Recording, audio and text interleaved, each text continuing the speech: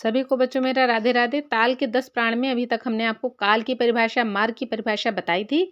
ठीक है, I hope कि आपको सबको समझ में आई होगी अच्छे से। इसमें कोई डाउट नहीं होना चाहिए। जहाँ तक बच्चों न समझ में आई हो तो इसी वीडियो को आप बार बार पॉज करके देखते रहिएगा, और जो मेन स्टेटमेंट है इसको आप लिखते भी रहिएगा। इसमें क्वेश्चन कैसे बनता है, किस टाइप से बनता है, ये भी हमने आपको उसमें बताया है। तो जिन्होंने वीडियो ना देखा हो तो उसको है जो आप देख लीजिएगा। ठीक है, वीडियो बहुत लंबा हो जाता है, इसलिए हमने आपको इसको पार्ट में हमें जो इसको डिवाइड कर रहे हैं। ठीक है, तो देखिएगा इसमें है जो अब आपकी नंबर 3 पे जो डेफिनेशन आती है बच्चों, क्रिया की आती है। क्रिया किसे कहते हैं? किसी कार्य को करने को है जो क्रिया कहते हैं। ये सब तो आप सभी जानते ही होंगे। ताल क्रिया में ताल को हाथ से आघात से दर्शाने की पद्धति को है जो क्रिया कहते हैं। भाई ताल लगाते हैं, ताल विद्या में ताल लगाते हैं, ताल को हाथ से ही तो आघात करते हैं। जब हाथ से आघात करते हैं उसी को दर्शाने की पद्धति को हम क्रिया कहते हैं। ताली देते समय हम देखते हैं कि कभी तो करताल ध्वनि की जाती है और कभी हाथ बाईं या दाईं ओर है जो झुका दिया जाता है। अतः क्रिया के दो भेद होते हैं। एक सशब्द क्रिया होती है बच्चों, एक निशब्द क्रिया होती है। अब क्या होती है सशब्द क्रिया? देखिए, सशब्द क्रिया दोनों हाथों के द्वारा ताली देकर या चुटकी बजाकर ताल दिखाने की क्रिया को सशब्द क्रिया कहते हैं। भाई देखिए, ताली है जो हाथ देकर बजाई जाए, चुटकी लगा के बजाई जाए, तो उसको दोनों को दिखलाने की क्रिया को हम लोग सशब्द क्रिया कहते हैं। मतलब क्योंकि इसमें है जो सशब्द क्या मतलब उस तरह से उसको इंडिकेट किया गया। जैसे 3 ताल में पहली, 5वीं और 13वीं मात्रा पर करते हैं।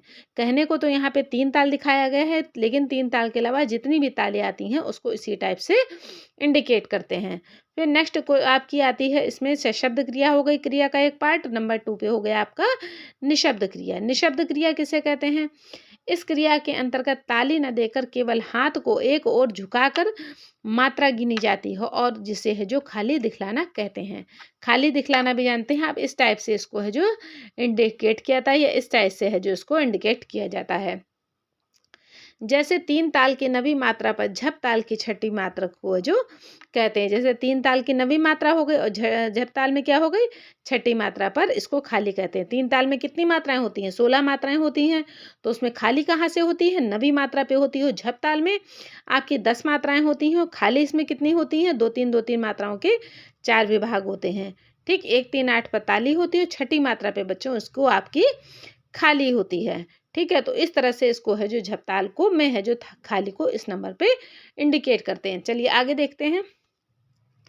प्राचीन शास्त्रों में दोनों प्रकार की क्रियाओं को 4-4 भेद बताए गए हैं, परंतु वर्तमान में हिंदुस्तानी संगीत में केवल ताली और खाली के रूप में ही शब्द क्रिया और निशब्द क्रिया मानी जाती है। फिर आता है आपका अंग। नंबर 4 पे अंग। अंग किसे कहते हैं? भारतीय ताल विभाग के तालों का निर्माण है जो अंगों के द्वारा होता है। तालों के मुख्य उपादान जैसे लघु होता है, गुरु होता है आदि, ये जो इसके अंग जिसे कहते हैं पार्ट्स।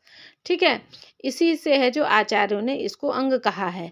प्रत्येक काल कुछ अंगों या विभागों में व्यक्त होता है। मतलब अंग हो या विभाग हो, बात एक ही होती है बच्चों। इसके लिए कुछ चिन्ह भी निर्धारित किए गए हैं। शास्त्रों में ताल के अंगों की संख्या 8 बताई गई है, जो मात्रा चिन्ह आदि के अनुसार निम्न प्रकार है। नंबर 1 पे देखिए, ये लिखा है अंगों के नाम, ये मात्राएं लिखी हैं और ये इसके चिन्ह इसको इंडिकेट किए गए हैं। तो इसको ध्यान से देखिएगा बच्चों। नंबर 1 पे आपका आता है अणुद्रुत। अणुद्रुत की मात्रा कितनी होती है? 1/4 होती है और चिन्ह इस टाइप से लगता है। नंबर 2 पे द्रुत मात्रा, द्रुत होता है अंग का नाम। इसकी मात्रा कितनी होती है? 1/2 हो जाती है और इसका चिन्ह इस टाइप से लगता है। नंबर 3 पर आता है आपका द्रुत विराम। इसका चिन्ह कैसा हो? इसकी मात्रा कितनी होती है? 3/4 होती है और इसका चिन्ह है जो इस टाइप से लगता है। नंबर 4 पे आपका आता है लघु। लघु की मात्रा 1 होती है इस टाइप से और इसका ऐसे चिन्ह होता है। फिर आता है लघु विराम। लघु विराम को हम लोग कैसे इंडिकेट करते हैं? 5/4 से करते हैं और इस टाइप से चिन्ह इसका लगता है।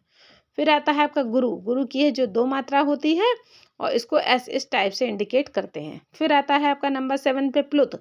प्लुत को की मात्रा होती है 3 और इसको इस तरह से इंडिकेट करते हैं। फिर नंबर 8 पे होता है आपका काकपद, जिसकी 4 मात्राएं होती हैं और उसको है जो इस टाइप से इसको इंडिकेट करते हैं। तो ठीक है बच्चों, देख लीजिएगा और इसकी मात्राएं और ये अंग जो हमने बताए हैं इसको बहुत अच्छी तरह से रट लीजिएगा। ये ऑब्जेक्टिव क्वेश्चन में खूब पूछा जाता है। ठीक है, इसकी मात्रा का चिन्ह कौन सा होता है। जैसे भातखंडे स्वरलिपि पद्धति में और ये विष्णु दिगंबर में पूछा जाता है, वैसे ही इसके ताल के 10 प्राण में भी पूछा जाता है। तो सभी बच्चे इसको ध्यान से देखिएगा, पढ़िएगा और उसको नोट कर लीजिएगा, तो बहुत अच्छी बात है। ठीक है, ना समझ में आ रहा हो तो आराम से वीडियो को पॉज कर करके आप है जो इसको आप देख सकते हैं। और प्लीज़ हमारे चैनल को लाइक, शेयर और सब्सक्राइब कर दीजिएगा। और इसके आगे का पार्ट हम आपको और भी है जो अपलोड करते रहेंगे।